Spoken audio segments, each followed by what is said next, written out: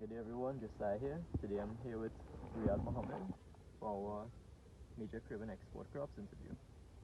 So, Mr. Mohammed, just like to know, how old are you and how long have you been farming now? 30 years old, 14 years farming at the commercial level, but generally since I was about 5 years, I've been in agriculture. Okay, do you have any formal training like university or? Yeah, I have a diploma in agriculture from ETIAP UTT, Hmm. bachelor's in animal science and technology, and a master's in science, master of science, tropical animal science and production, and I'm also a PhD candidate in livestock science. I'll be submitting that in January Okay, cool. 2022. Yeah. What crops do you have experience planting over those years? Mangoes, coconut, sweet potato as well, bananas, a variety of other fruit crops in terms of the exotic fruit crops. Hmm. Yeah, so I have that experience as well in terms of short crops, cantaloupe, honeydew melons, sentinel or normal watermelons as we know Hmm. it here, squash, pumpkins. So yeah, I have some Okay. experience in that. Check almost everything off your list, man. And where's your garden or farm located? One location we have is in Grand Couva. Vancouver. Yeah. Okay, cool. And with respect to plants and material, you listed a variety of stuff. Let's focus on the coconuts. Okay. How do you obtain that? Okay, well, it depends on the type of market you want to get into. If it's the coconut water market, or the coconut oil market, or the biomass production market, or the genetic stock market in terms of trees. And that will kind of guide you if you need to collect Chinese dwarf coconut trees, or just dwarf alone, or tall varieties, or the Malaysian giants, or the Brazilian or Australian varieties. With respect to garden those materials, do you find it readily available in this country or? Generally, yes, for coconuts, that's why I chose to invest in that crop. The genetic material can easily be sourced. However, the verification of the genetic material, the selection must be it is a stringent process because you can't look at a tree and say, yes, this looks like something. It must be tested a certain way or proven. Okay. Yeah. So you find the sources we have here, they reliable to extent with that or? They're generally reputable and reliable, especially if you go to the more commercial producers. Okay. And regards to price, you find Price was actually perfect for me. okay.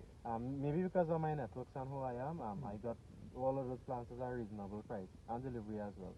Okay, excellent. Yeah. So bought them as plant seedlings or? Yeah, plants. They were about 3 to 4 months old and about 2 feet high. Yeah. Alright, cool.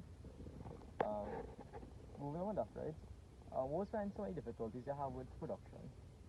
Oh, I have been warned about the red palm mite, little yellowing, that type of stuff. But I do my spraying and traditional or cultural GAP. So I think that covers the field really well. I do proper weed maintenance, molding, fertilizing, manuring. Proper spacing plays an important role. And yeah, I look at the waterlogging as well as something to deal with. Okay, so as far as soil goes, seeing as a coconut are one long-term crop, you what amendments would you have done beforehand? Generally put some manual land, proper tilling in the area alone. So I want to practice low-till or no-till farming. So I would just till the spot itself, put the manure, put some extra limestone, put some macro and micronutrients in there, and even give a bit of molasses for beneficial microbes to add to the soil life. Alright, cool.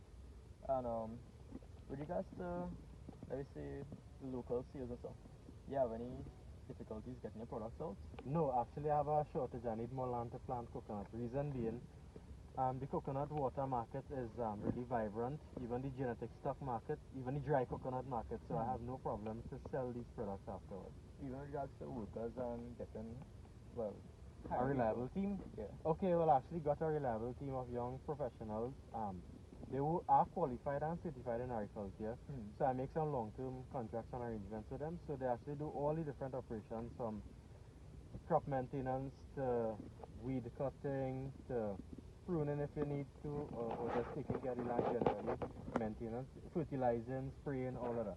Okay. The same team. So I train more or less a supervisor and he directs the entire team how to operate.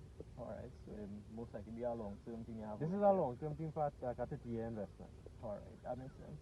So you see a 30-year investment. So with that being said, right, what do you think the future of food security looks like in your country, given we're in a pandemic right now? What do you think it looks like?